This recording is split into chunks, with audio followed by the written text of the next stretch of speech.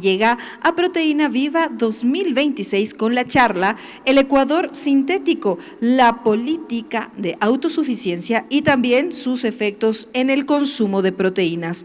Álvaro llega hoy gracias al patrocinio de Macroconsult. Adelante, por favor.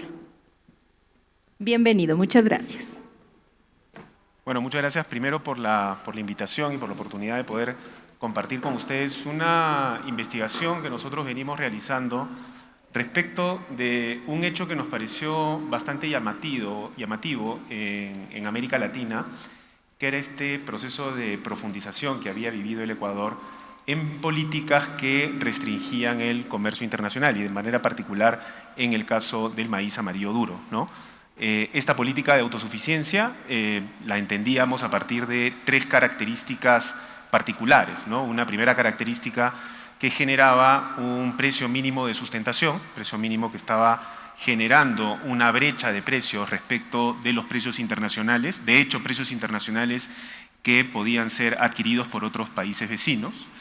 Segundo, las restricciones que tenía respecto de la importación misma, en el sentido de que podían haber necesidades de completar parte de la oferta local de maíz amarillo duro con importaciones y eso podría generar un efecto negativo en el abastecimiento de la industria de alimentos balanceados. Entonces, si es que nosotros pensamos en términos sistémicos la economía la tenemos que ver como una cadena de valor en donde alguien que compra es alguien que tiene alguien que le va a vender.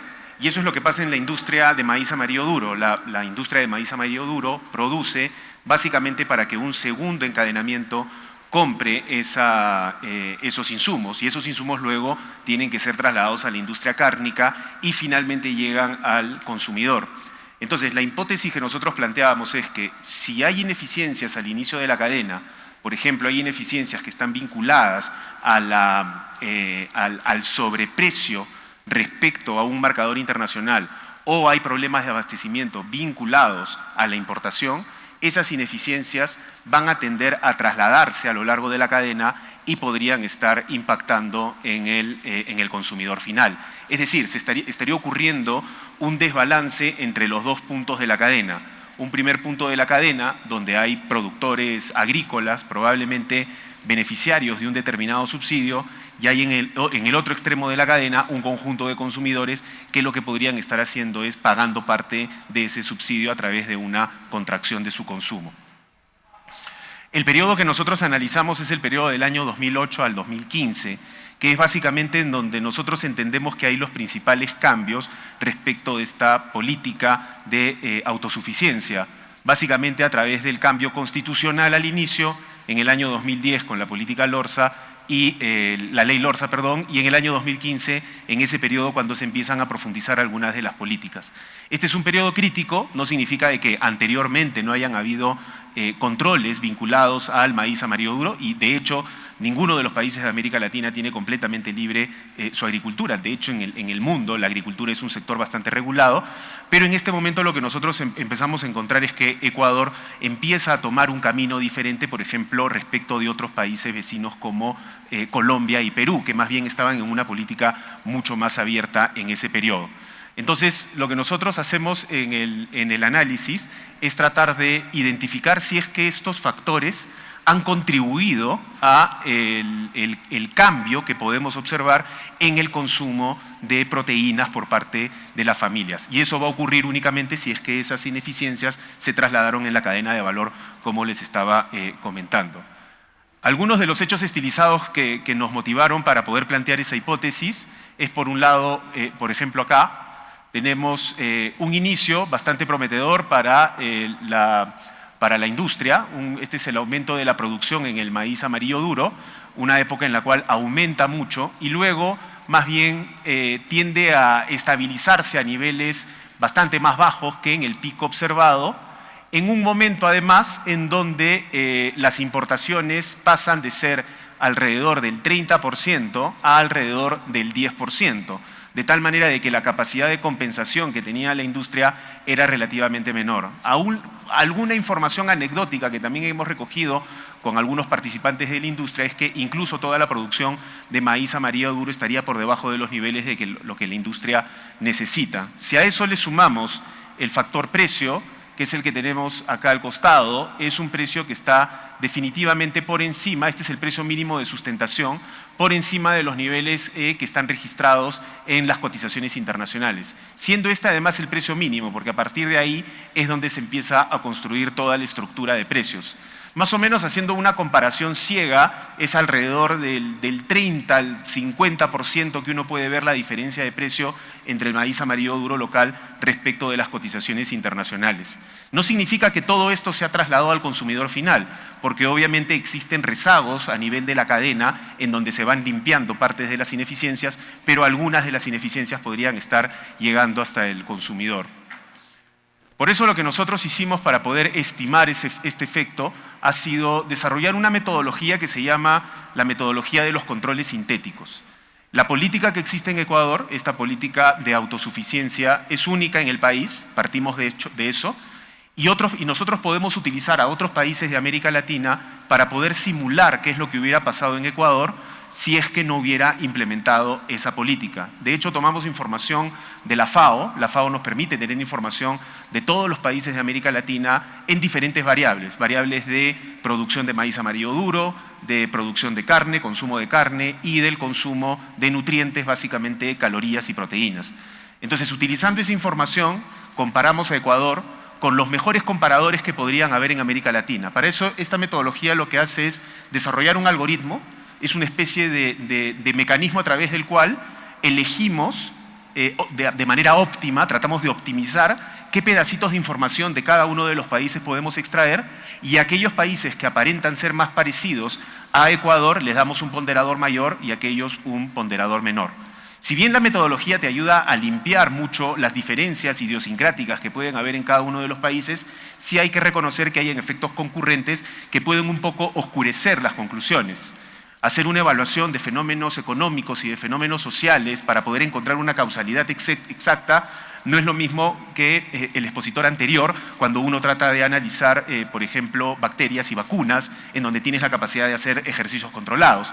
En este caso no, en este caso lo que tratamos de hacer es combinar la información lo mejor posible, de tal manera de que podamos reducir los sesgos, pero siempre van a haber eventos concurrentes. Por ejemplo, saltan dos a la vista de los efectos concurrentes. El primero de ellos es que justamente los otros países de la región y los más comparables con Ecuador, que son sus vecinos, tomaban esta trayectoria diferente. Entonces, parte de los efectos van a estar vinculados a las políticas más restrictivas que toma el Ecuador y otras políticas van a estar más vinculadas a las políticas más abiertas que toman sus vecinos. O también las diferentes trayectorias que tiene el crecimiento económico. El crecimiento económico al final del día termina construyendo los ingresos familiares y esos ingresos familiares en una situación de un choque económico importante lo que va a generar es un deterioro de la capacidad de consumo. Ecuador lo vivió del año 2014 al año 2016, tuvo este efecto de la crisis petrolera que generó una caída de los ingresos de las familias, ¿no? Cosa que no necesariamente ocurrió, por lo menos en la misma intensidad, en los otros países de la región. Por eso hay que ser cuidadosos al momento de que hacemos la interpretación, tratamos de controlar lo más posible, pero siempre hay un pedazo de sesgo que nosotros tenemos que ir trabajando y reconociendo. La manera en la cual se presentan estos gráficos, y todos tienen exactamente la misma forma, es una línea gruesa, que es Ecuador, y la línea punteada, que es el Ecuador sintético. Es decir, por el momento es nuestra mejor aproximación de lo que hubiera pasado en Ecuador en ausencia de esa política. Y básicamente lo que encontramos primero, el primer mensaje que tenemos es que la producción de maíz amarillo duro siempre está por encima a partir del punto de quiebre. El punto de quiebre es el año 2010. Este punto de quiebre nosotros lo hemos elegido arbitrariamente para esta conferencia, pero en el documento que hemos trabajado hemos simulado varios puntos de inicio, 2008, 2015 también, como posibles momentos en los cuales hay un quiebre en la situación de la política ecuatoriana. Entonces, lo que hacemos es comparar a partir de ese momento y vemos por un lado, por ejemplo, cómo previo al año 2010 el Ecuador sintético se comportaba bastante parecido al Ecuador real. Y esto es lo que forzamos nosotros. O sea, el algoritmo que nosotros desarrollamos está directamente realizado, está directamente computado para que logre esta situación, que previo al año 2010, elígeme a los países que sean lo más perfectamente similares a Ecuador. Y en el año 2010, yo lo que le digo al algoritmo es, vuela más o menos como deberías estar volando. Y créame las diferencias entre los dos tipos de regímenes. Y lo que me ofrece ese algoritmo es básicamente que en el caso de la producción de maíz amarillo duro, obviamente la política cumple sus objetivos, aumenta la producción de manera importante frente a lo que hubiera ocurrido en ausencia de la política.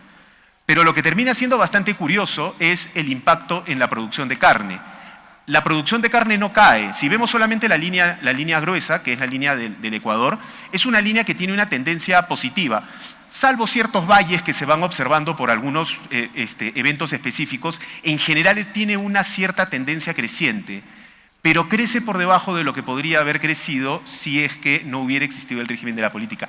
Y es ahí donde nosotros elaboramos las hipótesis de los dos choques que posiblemente ha recibido esta parte de la industria o esta segunda etapa de la cadena, que es el choque de precios y el choque de abastecimiento. Más compleja se vuelve la historia cuando nosotros analizamos la variable de consumo, porque cuando ya pasamos a la variable de consumo, ya lo que nosotros tenemos que pensar es en otros determinantes del ingreso familiar per cápita, que es un factor determinante del consumo de los hogares ecuatorianos y de todos los países de América Latina.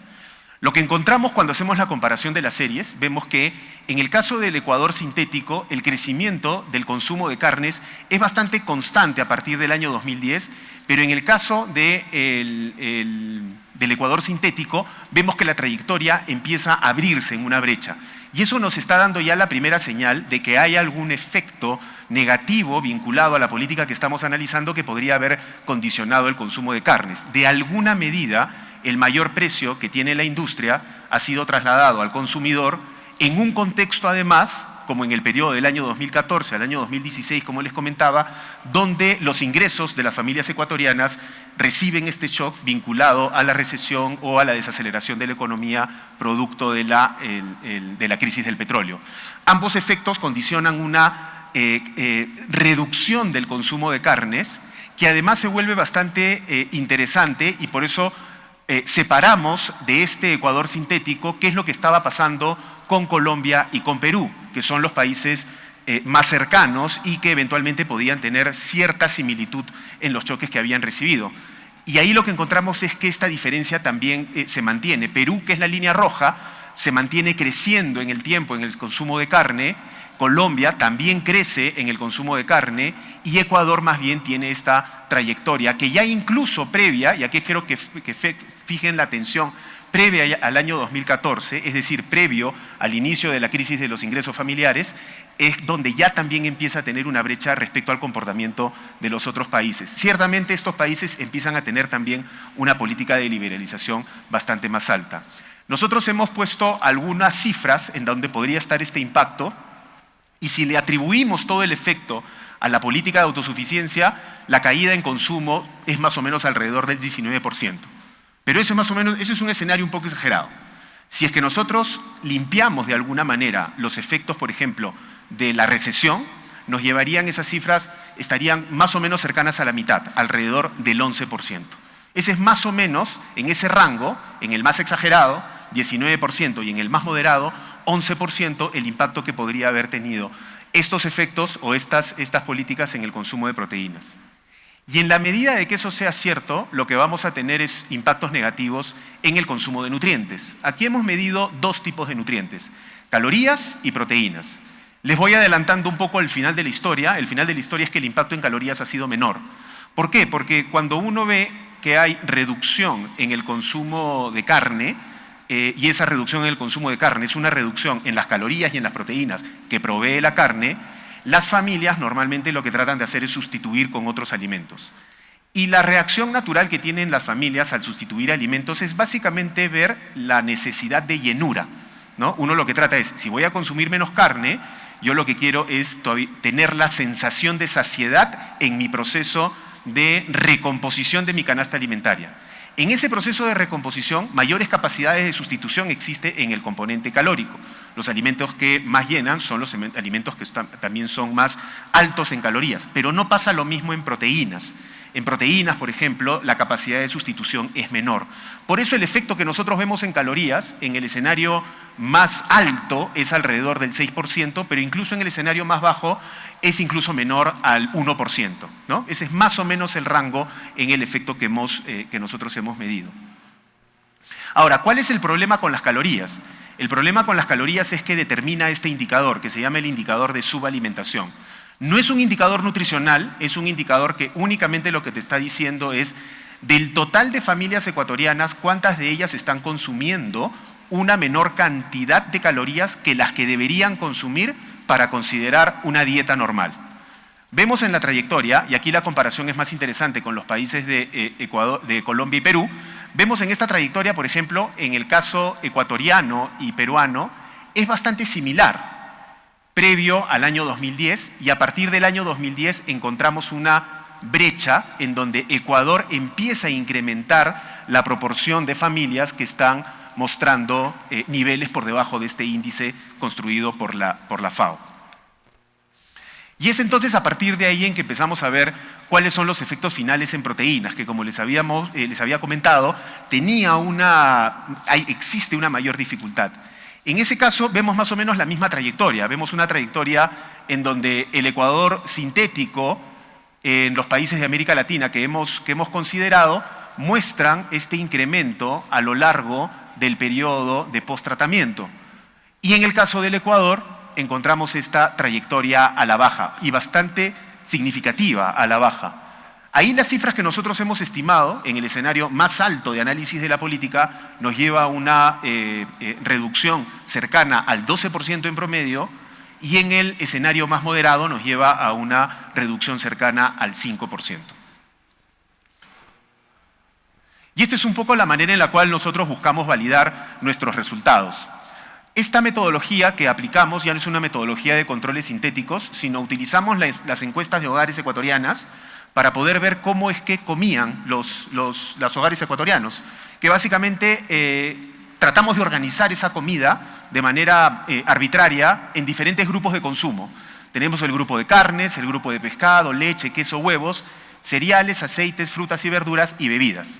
Organizamos la dieta y a cada uno de los componentes de la dieta lo que hicimos es, vamos a ponerles un precio, con los precios observados en el mercado, que son directamente revelados por las familias ecuatorianas, y a cada uno de ellos vamos a utilizar las tablas de la OMS para poder ver cuál es el contenido calórico y el contenido proteico que tiene cada una de ellas. Es decir, expresamos la dieta del ecuatoriano en la cantidad de proteínas y la cantidad de calorías que se estaba proveyendo a partir de los grupos alimenticios que estaba consumiendo.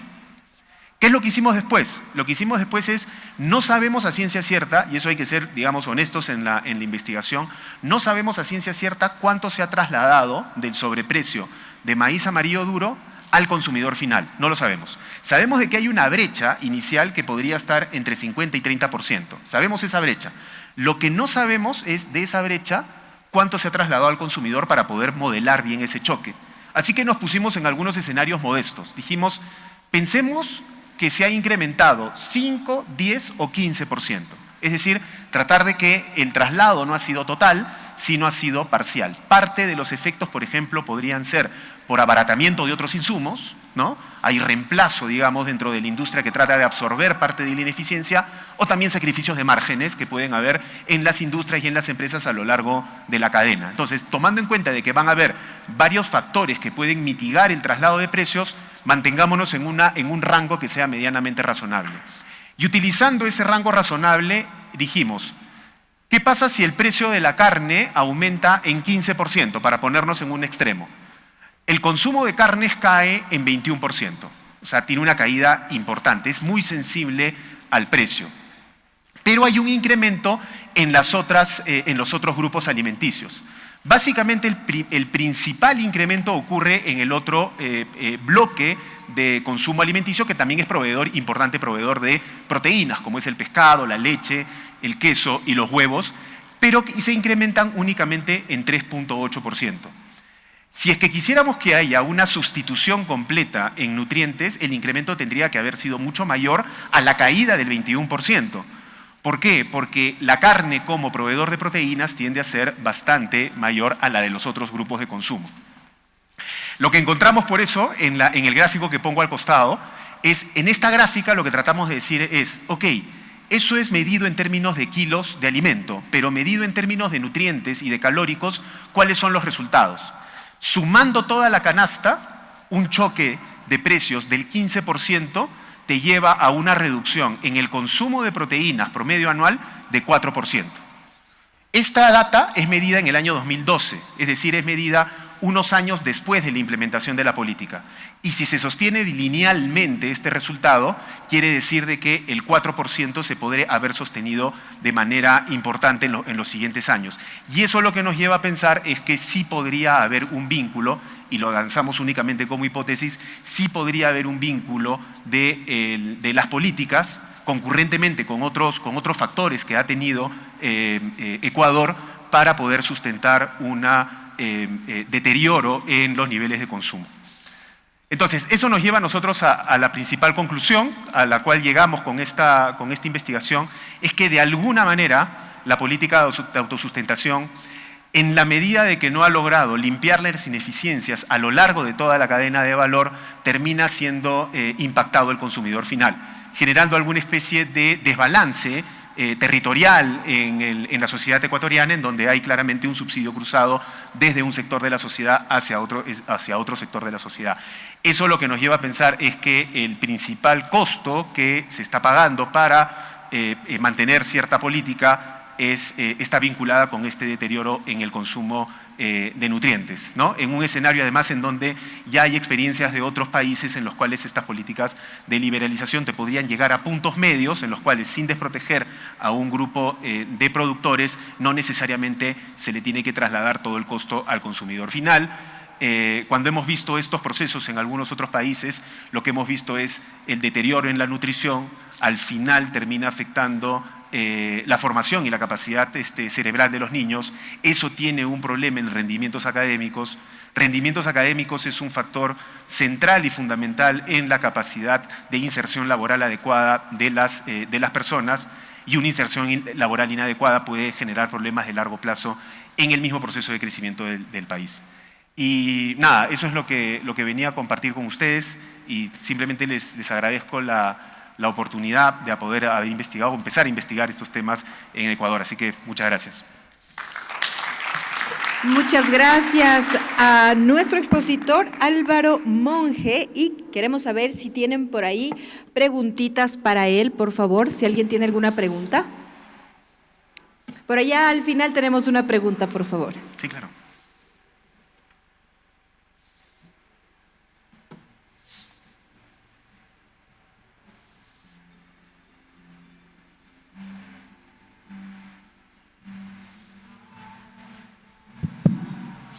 Buenas tardes, Álvaro, un gusto. Me presento, Alejandro Jaramillo, soy el director general de la Unidad de Negocio de Consumo Ecuador de Pronaca. La verdad que bien interesante la presentación, y quisiera preguntarte cuáles serían dos cosas claves que deberíamos hacer para nosotros poder mejorar en este tema acá en el país. Sí, yo creo que hay, primero, iniciar el debate, ¿no? Hay que iniciar el debate, y es un debate que tiene que estar basado en información. Entonces hay, creo que al momento, bastante información que falta para poder completar los análisis. Por ejemplo, cómo se construyen los precios a lo largo de la cadena, cómo es que se van trasladando los precios desde un productor hacia un intermediario, de un intermediario hacia la industria de alimentos balanceados, para saber exactamente en dónde se están concentrando las ineficiencias que habíamos conversado.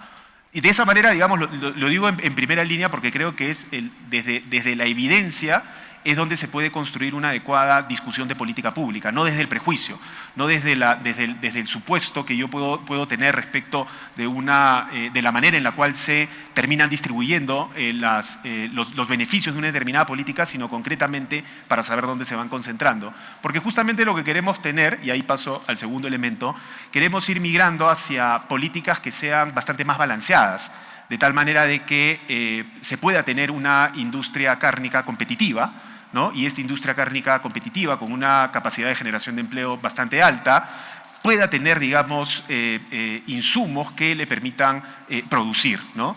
Pero ese objetivo de política pública lo podemos lograr sin necesariamente dejar de lado a los productores agrícolas, justamente porque si consideramos de que hay un sector agrícola con ciertos niveles de vulnerabilidad, se pueden llegar a políticas intermedias como por ejemplo bandas de precios que ayuden a minimizar la volatilidad de los precios a lo largo de los ciclos económicos, que son, digamos, experiencias que se han ido adoptando en otros países que te llevan a una situación, digamos, mucho más equilibrada. Entonces, información por un lado y la capacidad de someter en la discusión la posibilidad de llegar a puntos medios, ¿no?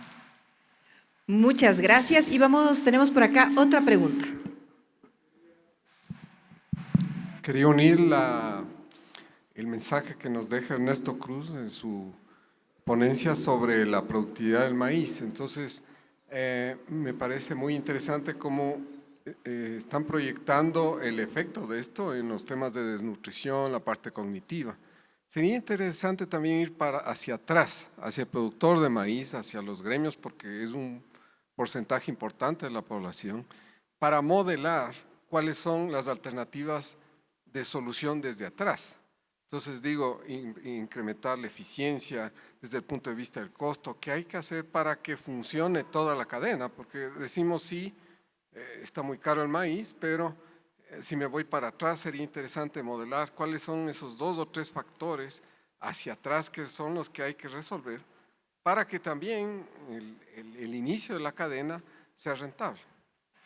Sí, no, y tiene usted toda la razón, y es justamente uno de los pedazos de información que necesitamos completar, y es ahí donde quiero centrar la reflexión en la falta de información, ¿no? Porque ¿cuál es la intuición que existe? La intuición que existe, más allá de los factores vinculados a reducción de oferta o incremento de precios, es que este tipo de políticas también podrían haber incentivado de que se cultive trigo en donde naturalmente no debería haberse cultivado y por lo tanto el producto eventualmente podría ser de menor calidad. No lo podemos afirmar porque no tenemos la información, pero si uno trata de responder la pregunta desde el punto de vista teórico, teóricamente una política que pone un precio por encima del precio del equilibrio lo que hace es que el mercado haya sobreoferta de ese mercado y pueden empezar a haber producciones de trigo menos eficientes, afectando la variable de productividad que usted comenta. Pero solamente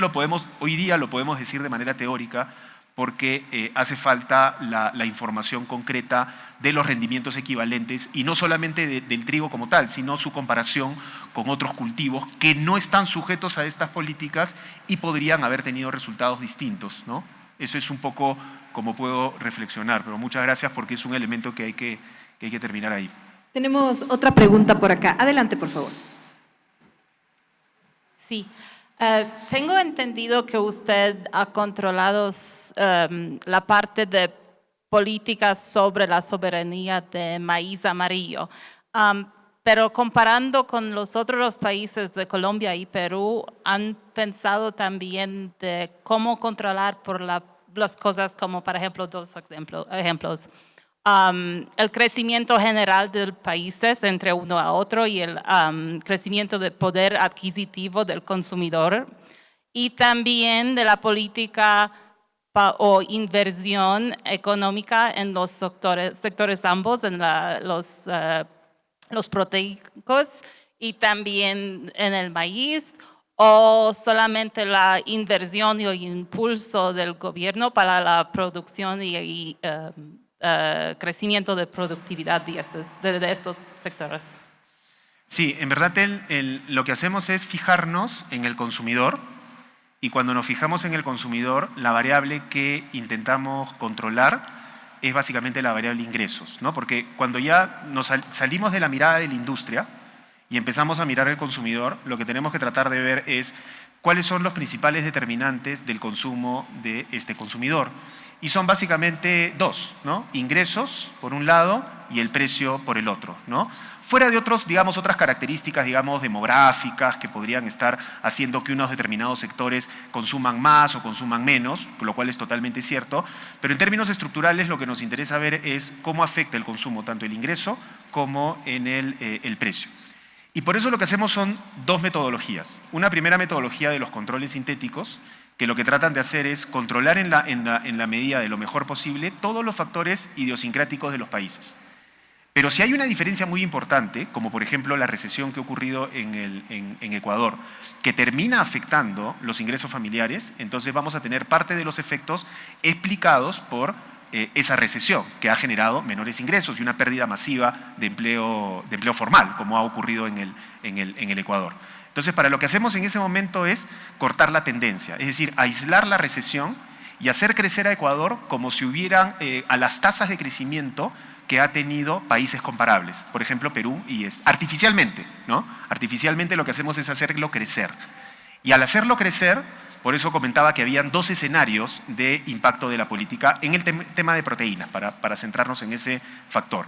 12% sin controlar por el efecto de crecimiento económico, y esa caída era 7%, entre 7 y 6% controlando por la política. Eso lo que nos lleva es que por lo menos la mitad del efecto puede estar explicado por la política. Sin embargo, cuando hacemos la segunda metodología, queremos ser mucho más estrictos. Ahí utilizamos datos, las características de la base de datos que utilizamos es bien particular. Utilizamos primero una encuesta medida previo a la recesión, 2012. Esa es la que utilizamos. Luego, lo que hacemos es utilizar información de los propios hogares ecuatorianos. Ya no lo comparamos con ningún otro país. Y luego de eso, lo que hacemos es hacer un modelo de demanda manteniendo fijos los ingresos de la familia ecuatoriana y simulando únicamente un shock de precios. Y ahí está la debilidad de esta metodología, porque lo correcto es que yo simule el choque de precios que sea exactamente el que las familias han sufrido. Ese no lo conozco.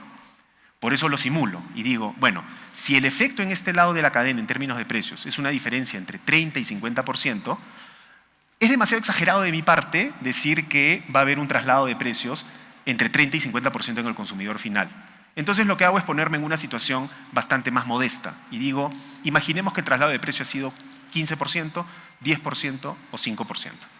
Haciendo ese ejercicio de simulación lo que encuentro es también un efecto de deterioro en nutrientes, menor que los anteriores, 5%, ¿no? Perdón, 4.6%, ponle 4 redondeando. Entonces, lo que tenemos es que a lo largo de las diferentes simulaciones que nosotros hemos hecho, hemos logrado generar como una especie de escenario. En el peor de los casos, el efecto de la política te puede llevar a una reducción en el consumo de proteínas, tanto así como el 12%, pero pareciera que es un poco exagerado porque hay algunos factores concurrentes por los cuales no estás controlando, pero si hacemos nuestro mejor esfuerzo por controlarlos, esa cifra nos lleva a algo más parecido a un 4-5%, ¿no? Pero siempre estamos en el borde positivo, o sea, siempre estamos de que ha habido un efecto de deterioro, lo que no estamos seguros es del nivel, pero mínimamente alrededor del 4% en términos de impacto anual.